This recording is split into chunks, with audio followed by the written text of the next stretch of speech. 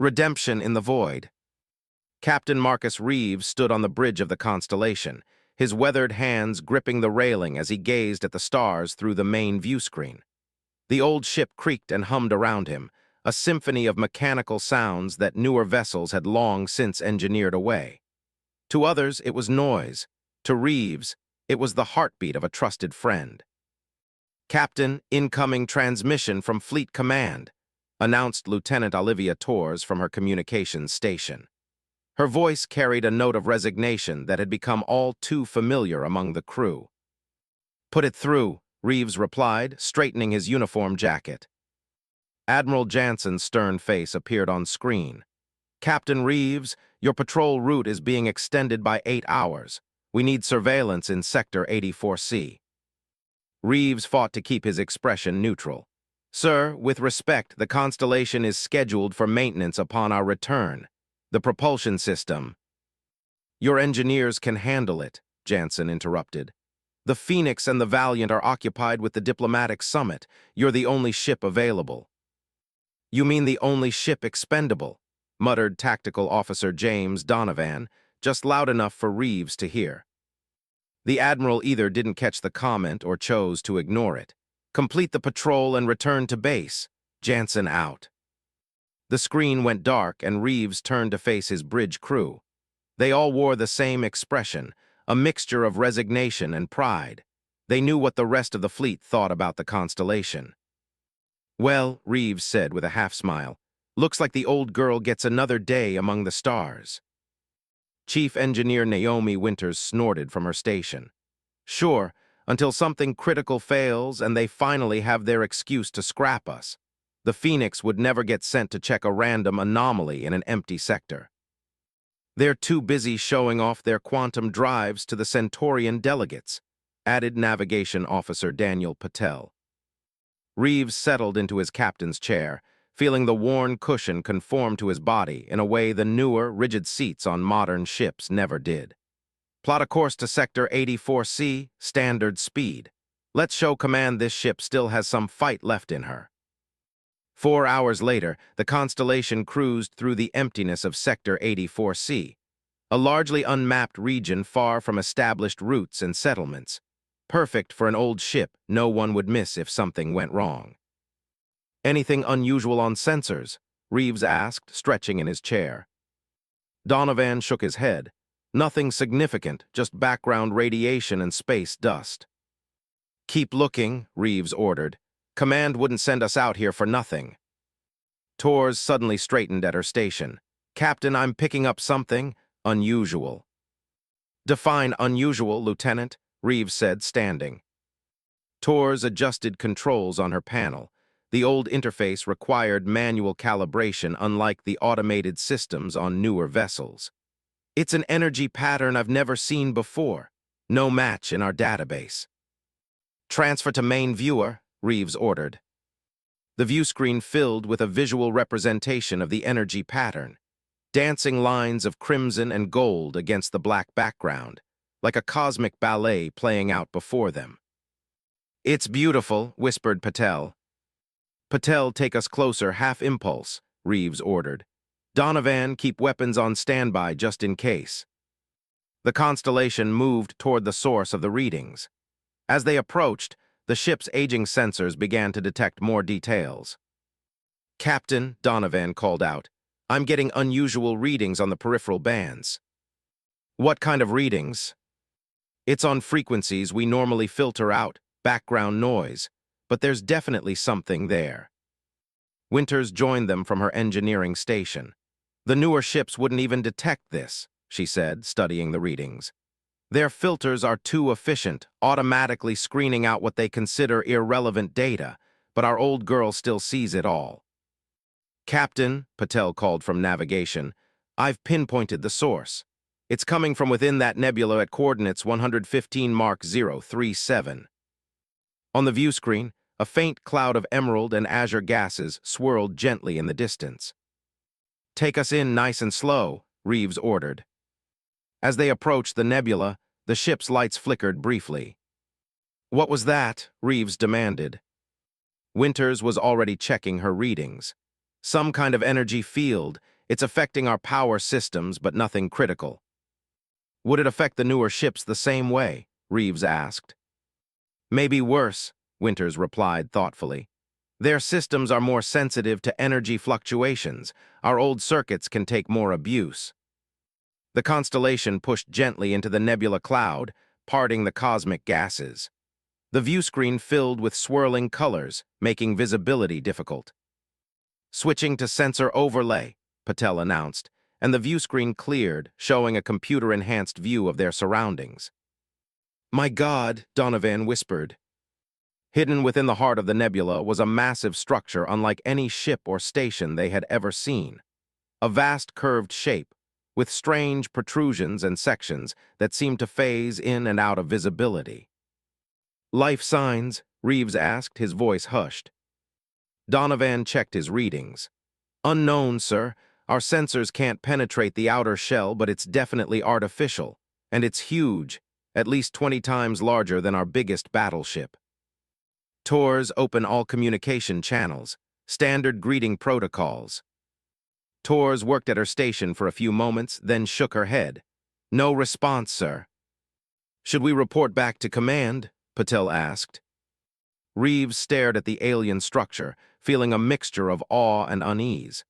In his 25 years of space service, he had never encountered anything like this.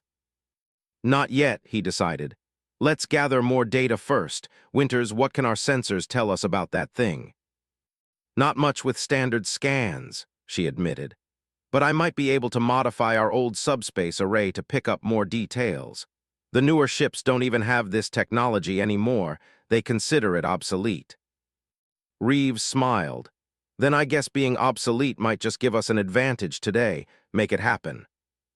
As Winters hurried off to engineering, Reeves returned to his chair, eyes fixed on the mysterious structure. The ship they called outdated might have just made the most important discovery in human history. And somehow, he felt the old constellation was exactly where she was meant to be. Captain, you need to see this, Winters' voice crackled over the comm. Reeves had been on the bridge for nearly 20 hours straight, watching as his crew gathered what information they could about the massive alien structure. On my way, he replied, leaving Patel in charge of the bridge. In engineering, Winters had transformed the main workstation into a jumble of opened panels, exposed wiring, and equipment parts that Reeves didn't recognize.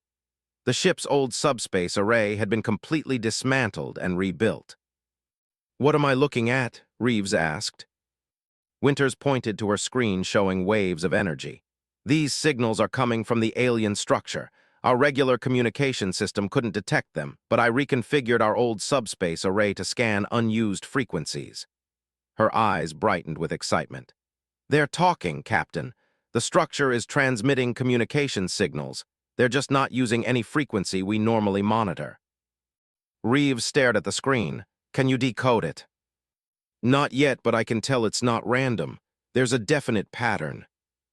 Notify command immediately. We've found something significant here. 6 hours later, the situation had changed dramatically.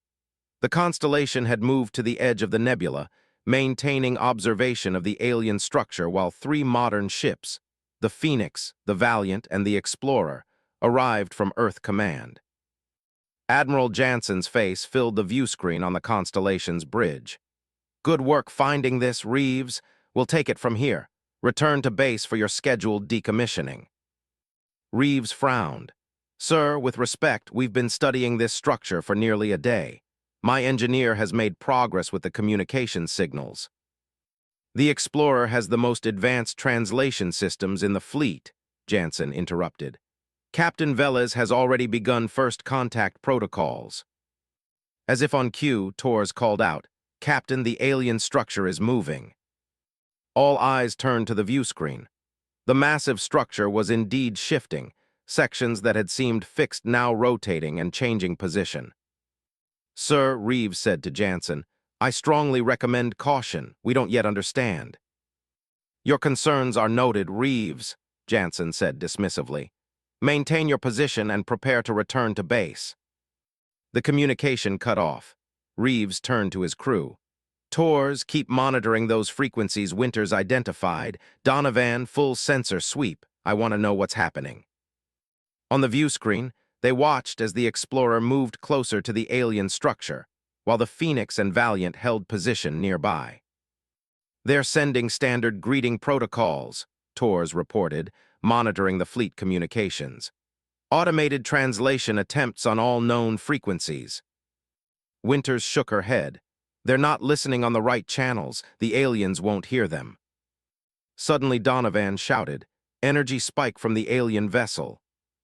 The structure's outer shell began to glow with a pale violet light. Sections that had been dormant now pulsed with energy.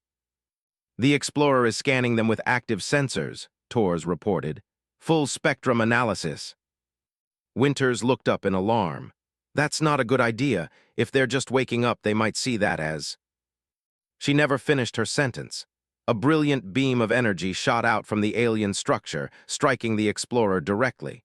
The modern ship's shields flared brightly, then collapsed. A second beam hit, and on the view screen they watched in horror as the Explorer broke apart.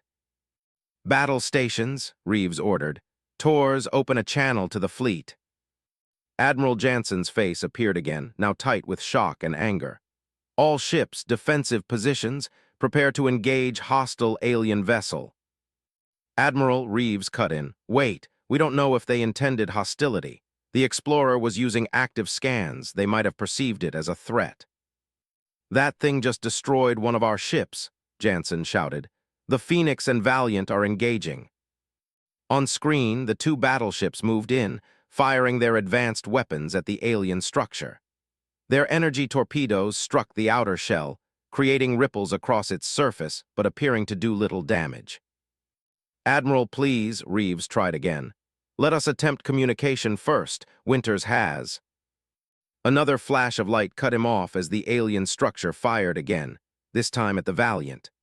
The modern ship's quantum shields held for a moment before failing, and the ship veered off, clearly damaged. All ships retreat, Jansen ordered. Fall back to Rally Point Delta. That includes you, Constellation. The Phoenix turned and accelerated away, its advanced drives quickly taking it out of the nebula. The damaged Valiant limped after it. Sir, Patel looked at Reeves, waiting for orders. Reeves stared at the view screen where the alien structure now pulsed with energy, sections rotating faster than before. It was fully awake now and apparently hostile. Why aren't they firing at us? Donovan wondered aloud.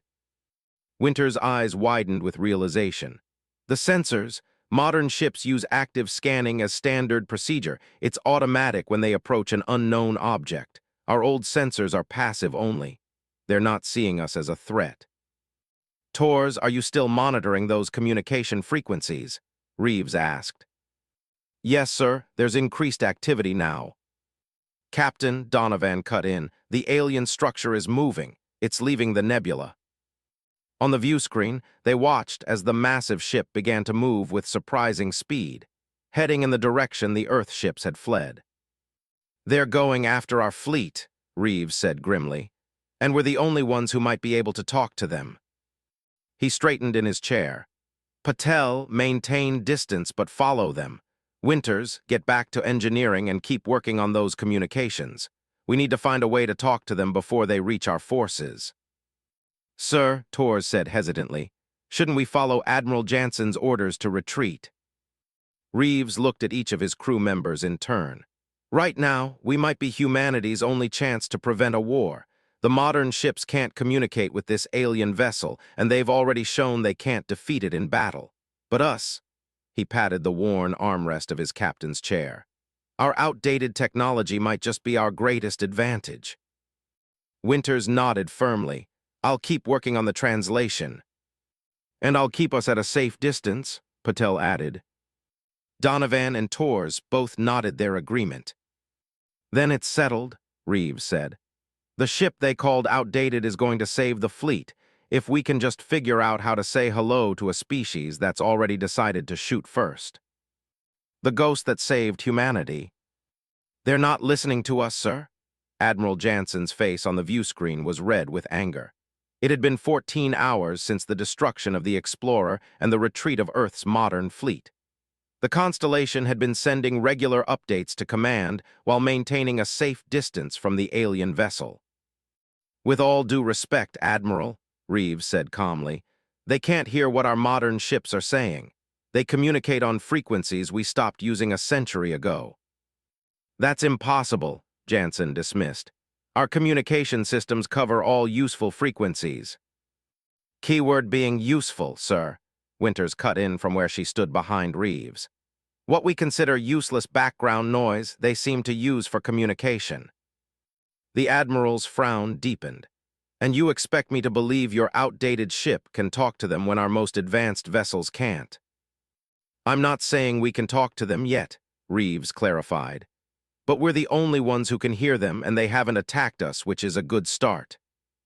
"Return to base immediately," Jansen ordered.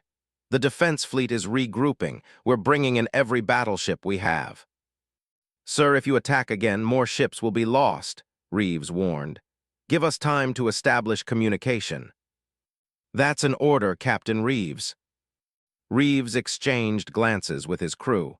Then he straightened his shoulders and looked directly at the Admiral. "I apologize, sir, but we're experiencing communication difficulties. Your transmission is breaking up." Before Jansen could respond, Reeves nodded to Tors, who cut the connection. "Well," Reeves said to the silent bridge, "I guess we've officially gone rogue."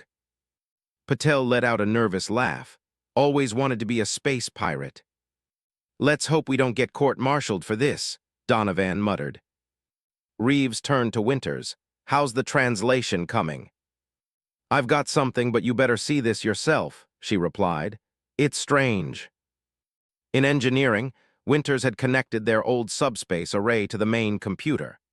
The screen showed patterns of light and sound that pulsed in regular sequences. "I've been recording all their transmissions," she explained.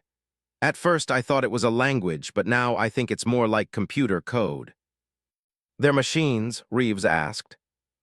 "No, I don't think so, but they use technology in a way that's very different from us." She pointed to a section of the display. "See this pattern? It repeats every 73 minutes. Exactly. I think it's some kind of identification signal, like a name, maybe." She tapped some controls, and a new pattern appeared. "This is from our historical archives. It's a communication protocol Earthships used almost 2 centuries ago during the early days of space exploration." Reeves stared at the patterns. They were similar, not identical, but clearly related. "You're saying they communicate like we did 2 centuries ago?" Winters nodded excitedly. "Our oldest systems are closer to their technology than our newest ones. That's why the modern ships can't talk to them. They've advanced past the point of compatibility." "So what are they saying?" "I'm still working on that, but I've managed to piece together some basic information." Winters pulled up a different screen. "They call themselves the Heralds, and from what I can tell, they've been in some kind of hibernation or stasis for millennia." "Millennia," Reeves repeated in disbelief. "Why?" "They were waiting," Winters said grimly. "Waiting for something to arrive." Back on the bridge, Reeves shared what they had learned with the rest of the crew.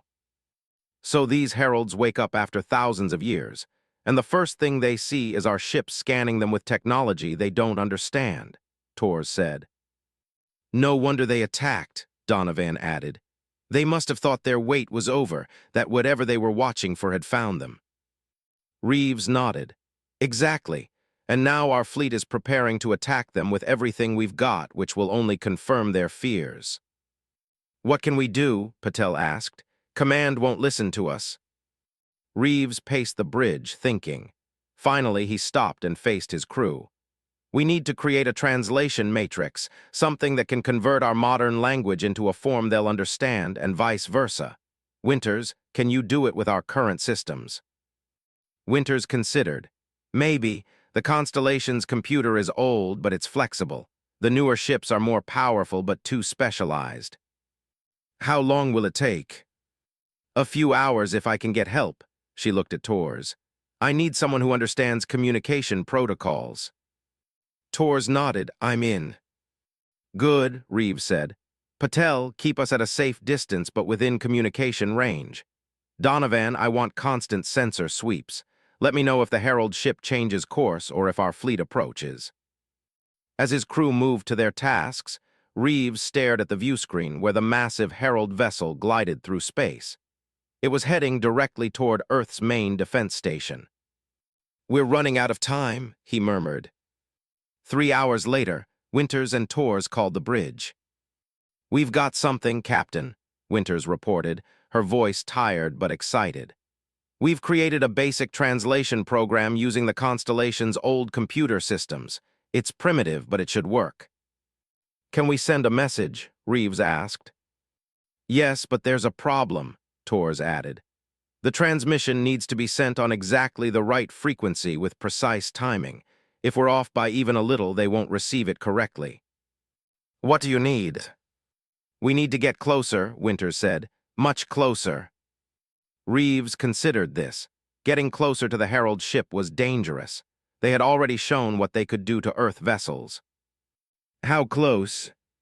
"Within 5 kilometers." The bridge fell silent. 5 kilometers in space terms was practically touching. "Sir," Donovan said quietly, "if they decide we're a threat at that range." Reeves nodded. "We'll be destroyed before we can blink." He stood up from his chair. "But if we don't try, Earth will attack and the Heralds will retaliate. Millions could die." He looked at each crew member in turn. "I won't order anyone to do this. It's too dangerous, and we're already disobeying direct orders. If any of you want to take an escape pod back to Earth, I'll understand." Patel spoke first. "My family's on Earth, Captain. If that thing reaches them," he shook his head. "I'm staying." "The Constellation is the only home I've got," Donovan added. "I'm not leaving." Torres and Winters voiced similar sentiments from engineering. Reeves felt a surge of pride. This was why he loved this old ship and its crew. They might be considered outdated by command, but they had courage that no modern technology could replace. "All right then," he said, returning to his chair. "Patel, set a course to intercept the Herald vessel. Winters, Torres, get that translation program ready." "And if it doesn't work?" Donovan asked. Reeves gripped the worn armrests of his captain's chair. "Then the last thing the Constellation will do is save Earth." The Constellation approached the Herald vessel cautiously. From this distance, the alien ship was even more imposing, a massive construction of unknown metals and strange geometric patterns that seemed to shift and change as they watched. 5 kilometers and holding," Patel reported, his voice tight. "All systems ready," Winters called from engineering. "The translation program is online." "No response from the Heralds," Torres added. "But they know we're here. Their energy readings are fluctuating." "Weapon signatures?" Reeves asked. "Nothing yet," Donovan replied, "but they could power up in seconds." Reeves took a deep breath. "Send the message." Torres activated the communication system. The Constellation's old transmitters hummed to life, sending out a carefully crafted message on frequencies that hadn't been used by human ships in generations. For several tense moments, nothing happened. Then, suddenly, the viewscreen lit up with a cascade of complex patterns and symbols. "They're responding," Torres exclaimed. "Running it through the translation matrix," Winters reported. The symbols on the screen gradually transformed into recognizable text. "Identity confirm, purpose query, threat assessment." "They want to know who we are and what we want," Reeves said, "and whether we're a threat." "What do we tell them?" Patel asked. Reeves thought for a moment, then nodded to Torres. "Send this. We are humans from Earth. We mean no harm. The ships that attacked you were defending themselves because they did not understand your actions. We wish to communicate." Torres sent the message. The response came almost immediately. "Understanding, regret action, warning necessary." "I think they're apologizing," Winters said, "but they're also trying to warn us about something." "Ask them what they're warning us about," Reeves ordered. The exchange continued for nearly an hour as the crude translation program slowly built a common language between the two vessels. Finally, Reeves called his senior officers to the bridge for a briefing. "The Heralds are not our enemy," he began. "They're sentinels, left behind by an ancient civilization to warn others about a threat they call the Devourers, a species or force that destroyed their homeworld millennia ago." "They've been in hibernation all this time?" Donovan asked. "Yes," Reeves confirmed. "Their ship is actually a warning beacon. They were programmed to wake up when they detected signs of advanced technology that might attract the Devourer's attention." "Our technology," Tors realized. "Exactly. The reason they communicate on old frequencies is that their creators knew that any civilization advanced enough to attract the Devourers would have developed beyond those primitive methods. It was a failsafe to ensure they could warn species before it was too late." "Too late for what?" Patel asked. Reeves' expression grew grim. "The Heralds have detected Devourer scout ships at the edge of our solar system. They estimate we have less than 24 hours before they arrive." Silence fell over the bridge as the implications sank in. "We need to warn Earth," Winters said finally. "They won't believe us," Donovan pointed out. "We're already labeled as rogue." "Then we'll make them believe," Reeves said firmly. "The Heralds have offered to help us. They've provided data on Devourer weaknesses and tactical information. But first, we need to convince Command to stop their attack on the Herald ship." "How do we do that?" Tors asked. Reeves smiled grimly. "We give them a demonstration." 6 hours later, the Constellation approached Earth's defense perimeter. Ahead, the combined might of Earth's fleet, 27 battleships, including the repaired Phoenix and dozens of support vessels, was forming a blockade against the approaching Herald ship. "They're charging weapons," Donovan reported. "Open a channel to Admiral Jansen," Reeves ordered. "All frequencies, maximum broadcast." Jansen's face appeared on screen, his expression thunderous. "Captain Reeves, you are ordered to stand down immediately and prepare to be boarded. You will be charged with—" "Admiral," Reeves interrupted, "you need to call off your attack. The alien vessel is not hostile. They're trying to warn us about a much greater threat." "A greater threat than a ship that destroyed one of our most advanced vessels," Jansen scoffed. "Yes, sir, the Heralds, that's what they call themselves, have detected an invasion force heading for Earth. They've been waiting for thousands of years to warn species like ours about this threat." "And how do you know this?" Jansen demanded. "We've established communication with them. Our old systems are compatible with their technology." "Even if I believed this fantastic story, Reeves, I have my orders. That alien ship is not getting past us." "Then you leave us no choice, Admiral," Reeves nodded to Winters. "Show them." The Constellation suddenly accelerated, moving between the Earth fleet and the Herald vessel. As it did, the old ship began to change. Sections of the hull shifted and transformed as Herald technology merged with the outdated human vessel. "What the hell is happening to your ship?" Jansen demanded. "The Heralds have given us a gift," Reeves explained. "They've integrated some of their technology with ours. The Constellation is now a hybrid, part human, part Herald, and it's the only thing that stands a chance against what's coming."